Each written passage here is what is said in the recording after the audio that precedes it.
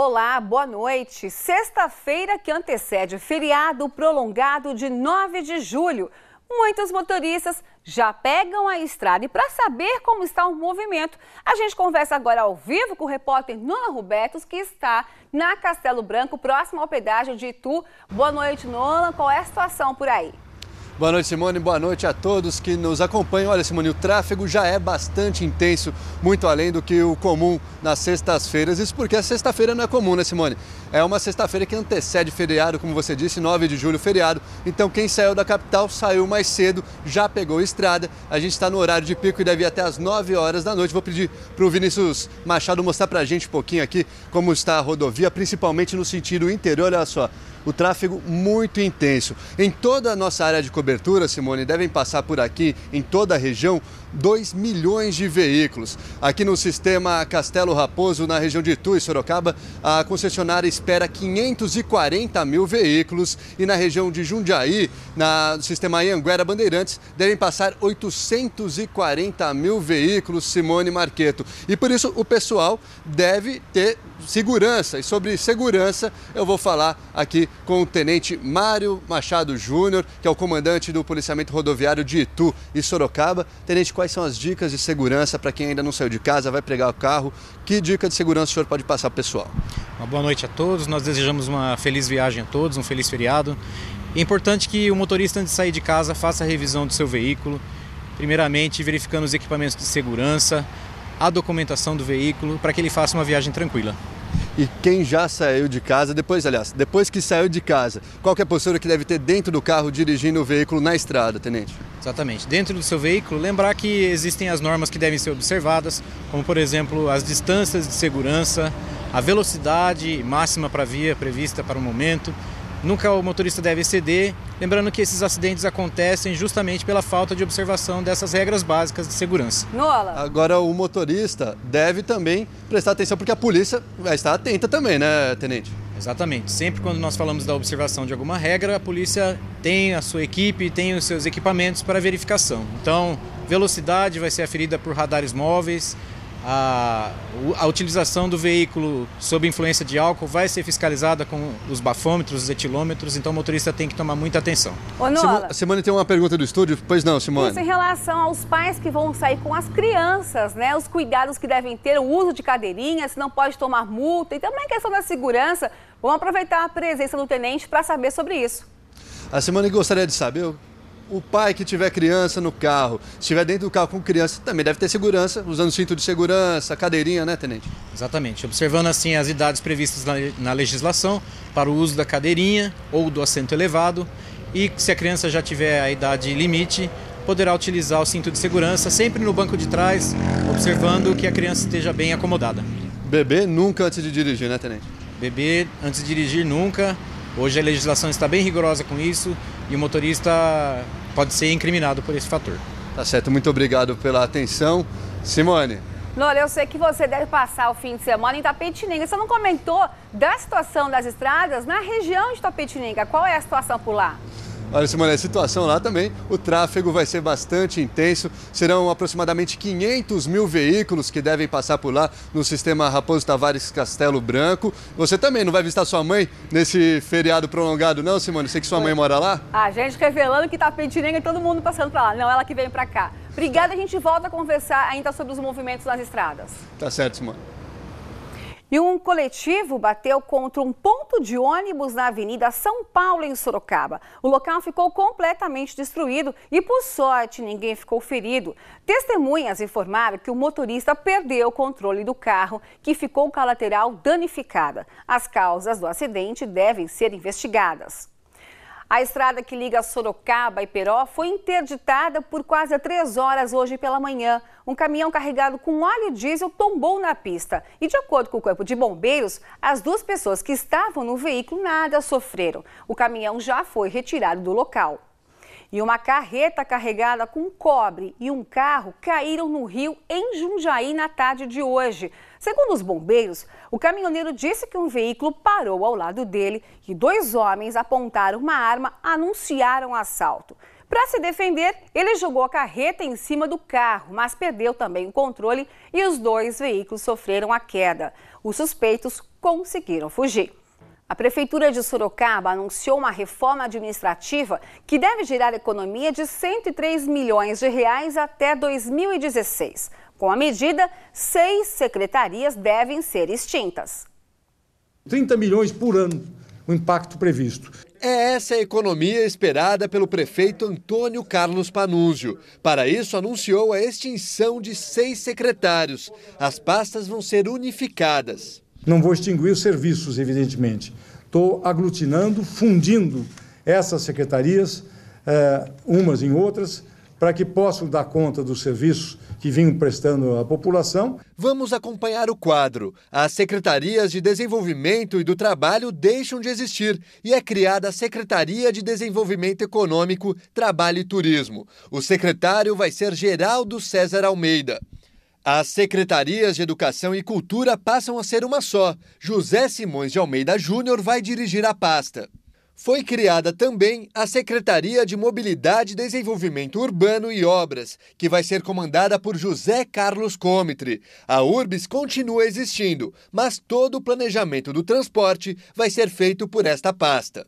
Outra coisa que vai ter um impacto bastante sensível, da ordem de 4 milhões de reais ano, é a mudança do regime contábil da Urbs, que nós estamos saindo no regime de contabilidade privada, indo para um regime de contabilidade pública. Com isso, não vamos precisar pagar imposto. A Secretaria de Administração vai se unir com a de Gestão de Pessoas. Roberto Juliano será o secretário. A Secretaria de Segurança Comunitária, responsável por Defesa Civil e Guarda Municipal, deixa de existir, assim como a Secretaria de Comunicação. Ambas devem ser incluídas na pasta de governo. O secretário é João Leandro da Costa Filho. Mas será que não são muitos serviços para uma só pasta? É bem menos do que o prefeito ter 26, 27 pessoas respondendo diretamente a ele aqui. Eu não conseguia, era impossível dar atenção a todos os secretários que eles precisam ter do prefeito na tomada de decisões.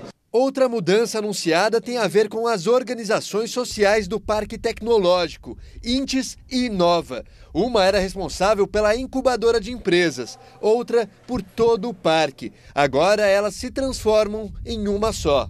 Significa extinção de um quadro de gestão, de diretorias, essa coisa toda. A empresa pública Nuplan, Núcleo de Planejamento de Sorocaba, foi extinta e deve se tornar um instituto.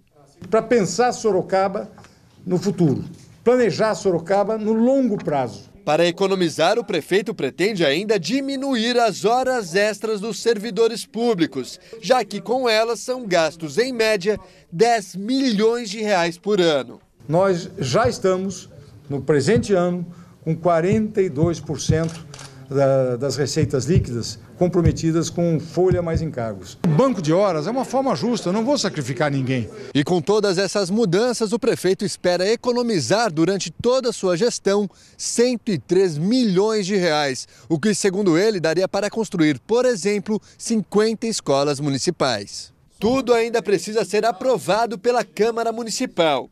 Mas o prefeito lembra que a ideia teve influência das manifestações que acontecem em todo o país. Por isso, a pressão deve chegar também ao Legislativo. Foi eu diria assim, um estimulante. E, ao mesmo tempo, eu tenho certeza, me dá base política, né, de apoio político necessário para promover essas mudanças. A Câmara não vai desapontar. E mudanças na saúde também devem acontecer, porque pacientes que aguardavam por atendimento no pronto-socorro da Zona Oeste de Sorocaba entraram em contato com a nossa produção, pois estavam revoltados com a demora. Ontem à noite, eles fecharam a Avenida General Carneiro, uma das mais importantes da cidade. A avenida ficou fechada nos 2 sentidos por mais de 2 horas. Carros, ônibus e motos tiveram que desviar por ruas próximas. Alguns retornaram pelo canteiro central, outros foram pela contramão. Quem tentou passar foi impedido. Vamos aí. Vai dar ré. Deixa passar então. A Polícia Militar e a Guarda Municipal observaram a manifestação. Funcionários assustados deixaram a recepção do pronto atendimento.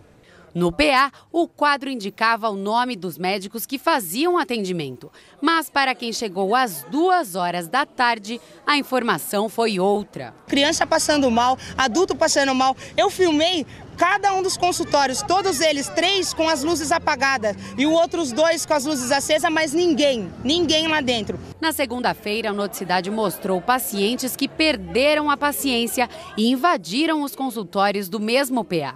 Nenhum médico estava trabalhando.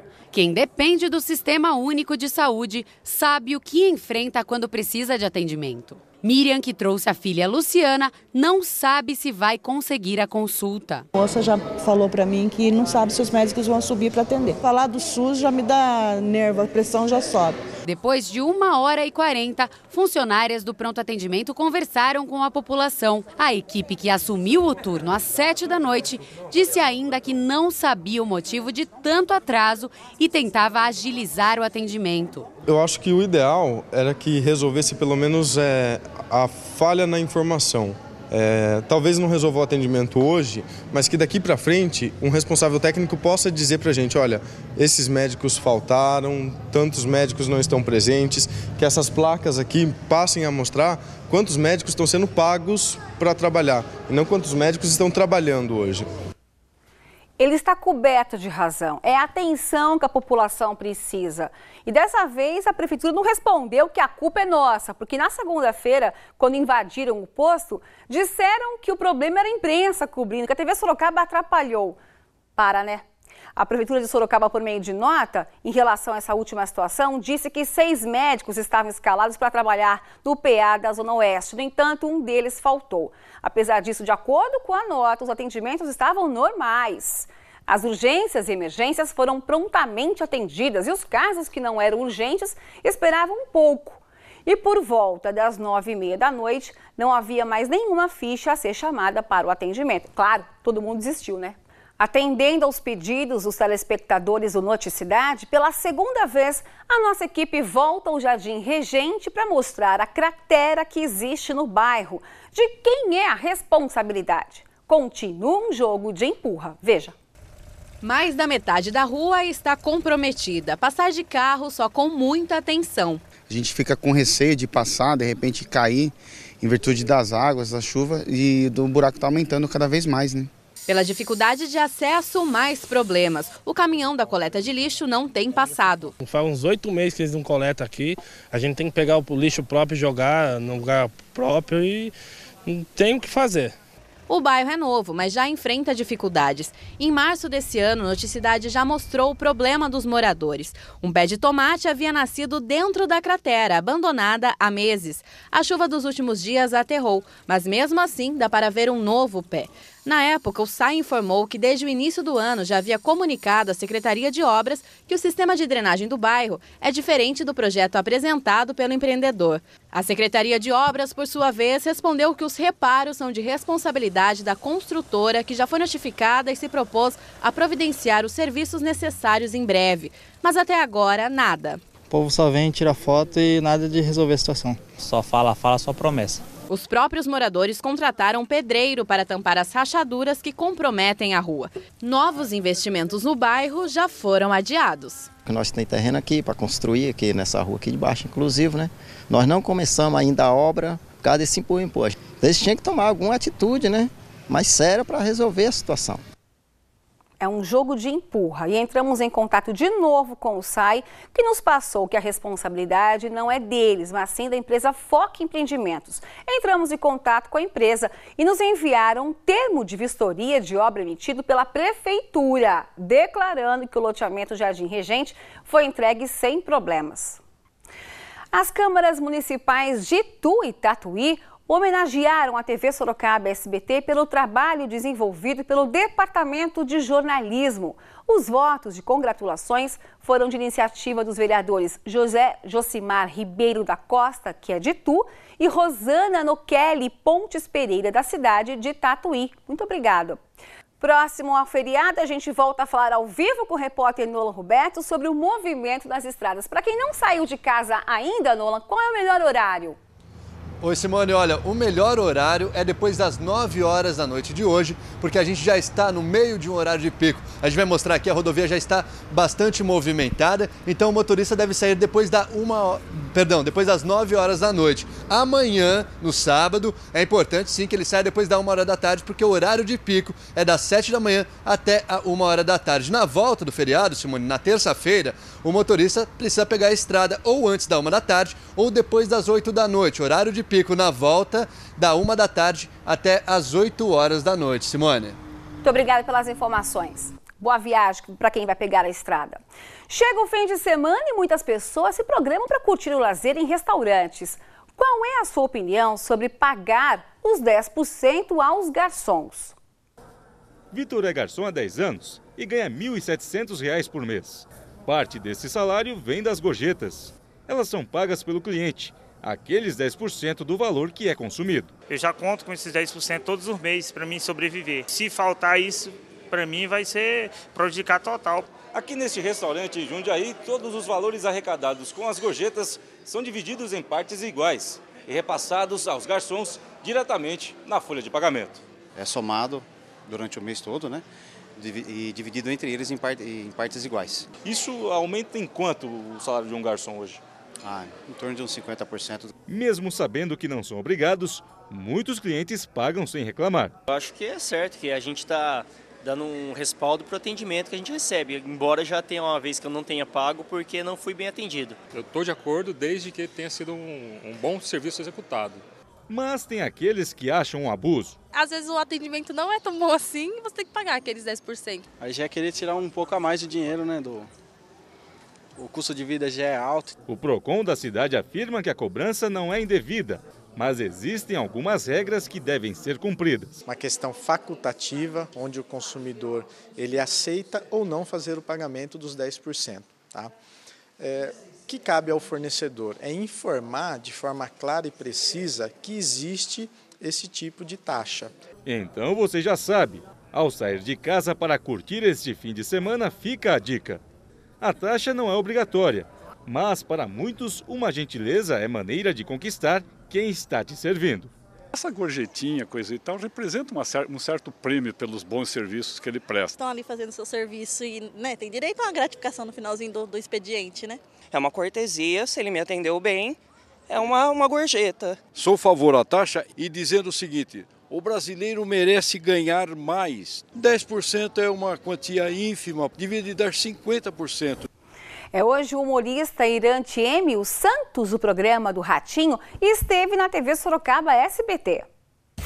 A divertida entrevista com Santos, humorista do programa do Ratinho, durou a tarde inteira. No programa ele falou sobre a carreira, família e o que gosta de fazer quando está de folga. Claro que não poderia faltar o famoso trote. Oi, é o Neco de Bauru, como é que você tá? Ele aproveitou a visita para brincar com os colegas da TV Sorocaba SBT.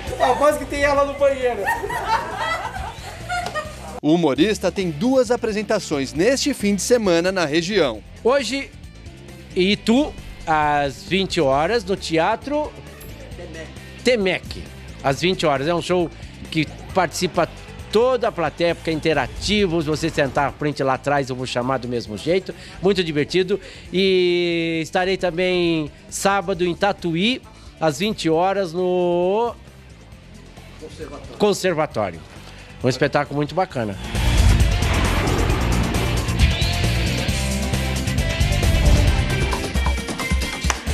Obrigado. Ele é ótimo. O Noite Cidade fica por aqui. Te vejo amanhã no programa Acesso, que está em ritmo de férias escolares. Não pode perder. Tenha uma excelente noite. Assista agora ao SBT Brasil.